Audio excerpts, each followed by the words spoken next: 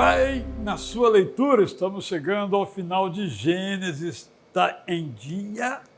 O segredo é sempre ler os textos selecionados para a semana em vigor, não da semana anterior. Deixa a semana anterior para você ir recuperando, senão você vai se perder. Mas estamos em Gênesis, eu estou seguro que você está 100% aí conosco, você que é apaixonado, apaixonada pela Bíblia. Esses capítulos 37 a 50 nos tratam, nos contam, nos narram a fascinante história de um adolescente que se torna um adulto e que se torna grande, José do Egito. Há dois Josés na Bíblia. Esse José de Canaã, do Egito, e na mesma região o José de Nazaré, José de Belém, e que também foi ao Egito, o pai adotivo de Jesus. Vamos então ao nosso José. Sua história começa de uma maneira trágica. Ele foi fazer algo bom para os seus irmãos e ganhou o quê? Ganhou um plano para ser eliminado, para ser morto. Seus irmãos tinham raiva dele. Mas José não tinha culpa no cartório. De certo modo, quem tinha era o seu pai Jacó, que dava a ele um tratamento especial. Mas é um outro tempo, tempo da poligamia, trágico tempo, com consequências horríveis. A poligamia é uma desgraça em qualquer sociedade, em qualquer época. E José é filho da poligamia. E aí ele é tratado como um garoto prodígio, o mais querido. Aí os irmãos ficam com raiva, e quando ele vai levar a quentinha para os seus irmãos, eles planejam matá-lo. E aí, na reunião que fizeram, um deles sugeriu que não matassem, você conhece a história, que o vendessem. O tráfico humano, hoje uma realidade mundial, é tão antigo quanto o ser humano. Aliás, o ser humano não é assim tão original no pecado, está sempre copiando e pecando de modo mais sofisticado. Então, havia esse tráfico. Os ismaelitas ou midianitas, ismaelita ou midianita, é a mesma coisa, são sinônimos. A região era Midian e os traficantes, ou, no caso comerciantes, vendedores aí, ambulantes, beduínos do comércio que traficavam porque trafegavam, aí quem tivesse, até gente.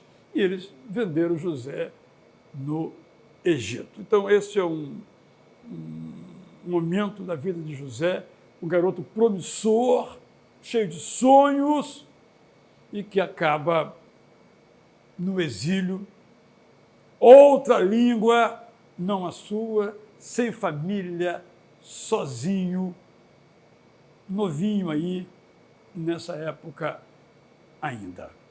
Eu vou voltar a falar do sonho de José, mas antes quero falar de um episódio que nós encontramos no capítulo 38, que é a morte de dois homens, Er e Onã. Deixa eu falar uma coisa aqui, pessoal. O meu pai queria que eu me chamasse Er, E-R. E meu avô disse, não, Er era mau. Está escrito na Bíblia, né? Vai ser Israel, príncipe de Deus. Obrigado, vovô Flauzino, porque me chamar Er. Como é seu nome? Er. Não, eu perguntei o seu nome. Er! Era o quê, rapaz? Já pensou a vida inteira? Isso tem uma influência negativa na vida da gente.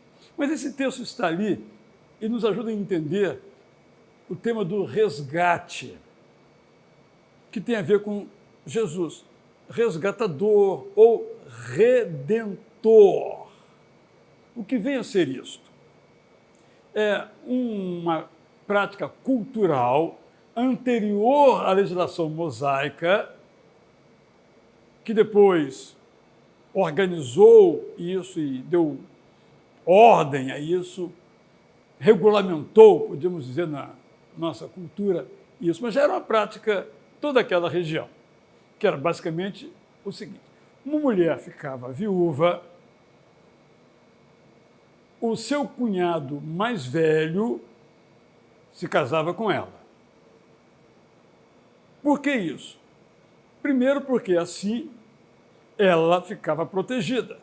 Não tinha nenhum tipo de seguridade social naquela época. O seu único meio de sustento era o casamento. Não havia outro. Essa era a cultura. De novo, não quer dizer que isso era certo. Era a cultura, era assim que o povo vivia. Então, para que a mulher fosse protegida, havia o resgatador. É dessa época também que vem o dote. O que é o dote? Eu entendi o dote estando na Jordânia. Até hoje, nessas culturas, se pratica o dote. Como é que é o dote hoje? A mulher vai se casar, o noivo, se ele não tiver dinheiro, a sua família providencia o dote.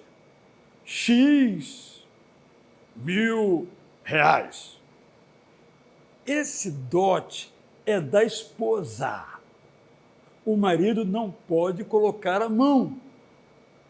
Por quê? Se ele morrer, a mulher tem como sobreviver. Se ele fugir, se separar, a mulher vai lá, pega o dote, que ela não pode gastar também, só na morte ou numa outra situação difícil, é a sua sobrevivência. Não havia outra.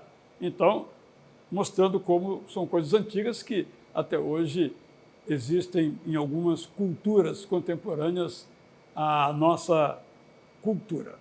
A segunda razão era que a propriedade do mais velho, que representava a família, ficava na família. Era uma razão econômica e uma razão social. E esses homens não agiram, não obedeceram a esta regra, que era humana, mas que Deus sacramentava, porque era boa para a preservação, sobretudo, das mulheres viúvas. Eles buscaram outro caminho, o texto revela, e por isso, então, eles morreram. Só para entendermos de que estamos tratando aí. Agora eu volto ao capítulo 38, que nos fala dos sonhos de Jacó, que vem desde o começo. A pergunta é a seguinte: Deus ainda fala conosco através de sonhos? A resposta é sim. Eu tenho essa experiência pessoal, você também tem. Mas tem duas distinções. A primeira é algo excepcional. Não está sob nosso controle. É excepcional, é uma providência divina quando eventualmente outros recursos falharam.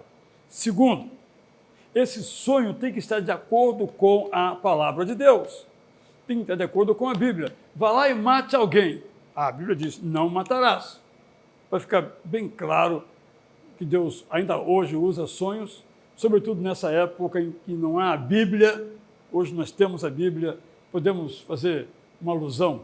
99% da vontade de Deus estão na Bíblia. Excepcionalmente, a critério dele, ele usa sonhos, mas isso é algo excepcional. Encontramos no capítulo 48 a bênção de Jacó aos seus filhos. São bênçãos que hoje chamaríamos de proféticas. De fato, aquelas coisas que Jacó, ao abençoar, ele acabou prevendo uma série de coisas que iriam acontecer. Estamos numa cultura da palavra oral, em que ela vale. Então, não podemos, repito, ler a Bíblia com os nossos olhos de hoje, mas tentando entender os olhos daquela época. Eu vou agora ao final do livro, capítulo 50, verso 26, mas eu vou terminar esse nosso encontro de hoje com o reencontro de José com seus irmãos. Uma das mais lindas histórias de toda a literatura mundial, não só da Bíblia.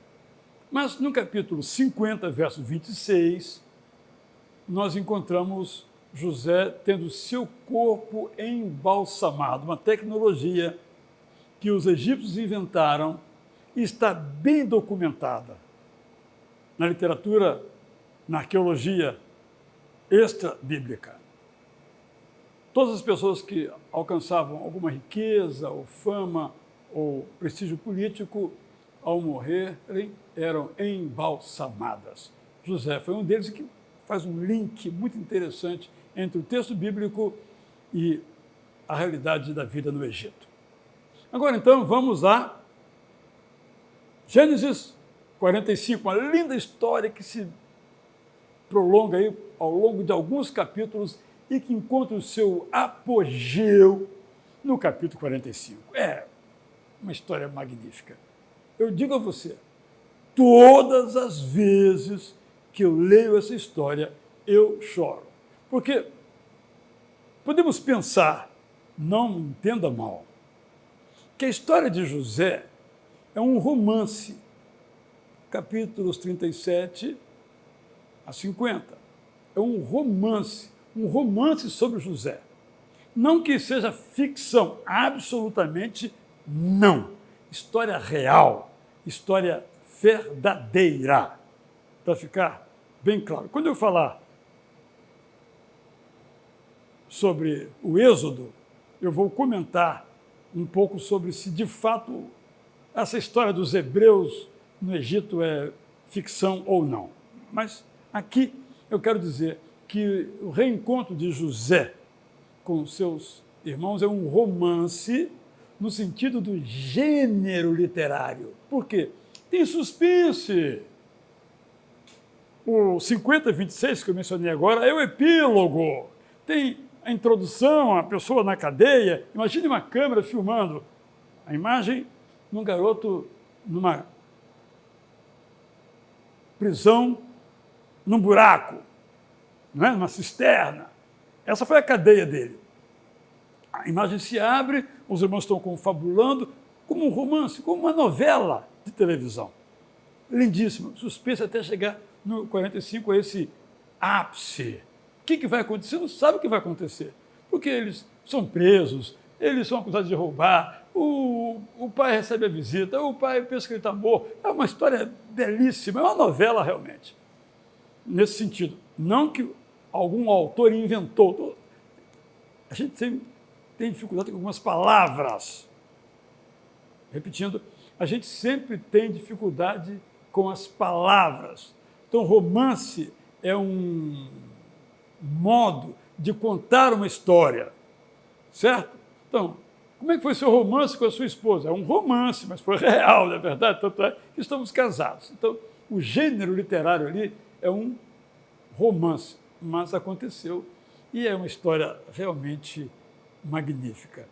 José tramando, José conspirando, não para fazer o mal, mas para fazer o bem.